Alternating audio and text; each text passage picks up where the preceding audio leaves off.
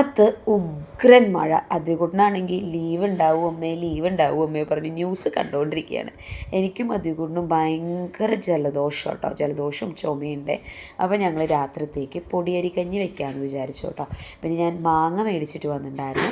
അപ്പം ഞാൻ വിചാരിച്ചു മാങ്ങ കൊണ്ട് അച്ചാറുണ്ടാക്കാമെന്നേ. അപ്പോൾ ഇതാ മാങ്ങ ഇങ്ങനെ അരിഞ്ഞുകൊണ്ടിരിക്കുമ്പോൾ തന്നെ അതികുട്ടനും വന്ന് ഇങ്ങനെ എടുത്തെടുത്ത് കഴിക്കുന്നുണ്ട് കേട്ടോ.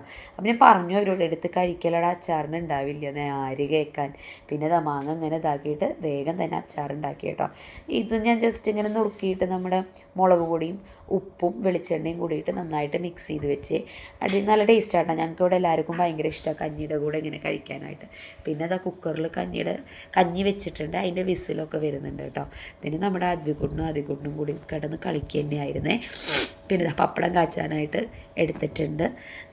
അപ്പോൾ പപ്പടം കാച്ചി വരുന്നുണ്ട്. ഞാൻ പപ്പടം കാച്ചുമ്പോൾ ഇങ്ങനെ ഒരു ഹോൾ ഇടും കേട്ടോ പപ്പടത്തിൽ, എന്തിനാ ചെന്നാലേ എനിക്ക് എടുക്കാൻ കിട്ടുള്ളൂ.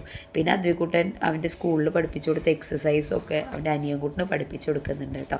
നമ്മുടെ കഞ്ഞിയൊക്കെ സെറ്റായി വന്നിട്ടുണ്ട്. അപ്പോൾ പിന്നെ ഞങ്ങൾ കഞ്ഞിയും അച്ചാറും പപ്പടവും കൂട്ടി കുടിച്ചു കേട്ടോ. പിന്നെ കിടക്കാൻ വരുമ്പോഴാണ് നമ്മുടെ ആദിക്കുട്ടൻ പറയുന്നത് അവൻ്റെ സ്കൂളിൽ ടീച്ചർ കാറ് വരച്ച് പഠിക്കാൻ പറഞ്ഞിട്ടുണ്ടെന്ന്.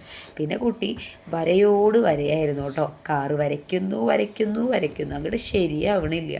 അവസാനം ഒരു കാറ് വരച്ചു, പക്ഷെ അതിൻ്റെ ടയറൊക്കെ എവിടെയോ അഴിഞ്ഞു പോയി കേട്ടോ. പിന്നെ അവൻ എങ്ങനെയെങ്കിലുമൊക്കെ മാച്ച് ചെയ്ത് അങ്ങോട്ട് വരച്ചു കേട്ടോ. പിന്നെ ഞങ്ങൾ കാറൊക്കെ വരച്ച് കഴിഞ്ഞ് അതികൂട്ടം മരുന്നൊക്കെ കഴിച്ചു. പിന്നെ ഞങ്ങളങ്ങനെ മൂടി പൊതിച്ച് കിടന്നുറങ്ങി കേട്ടോ. അപ്പോൾ എത്ര വിശേഷമേ ഉള്ളൂ.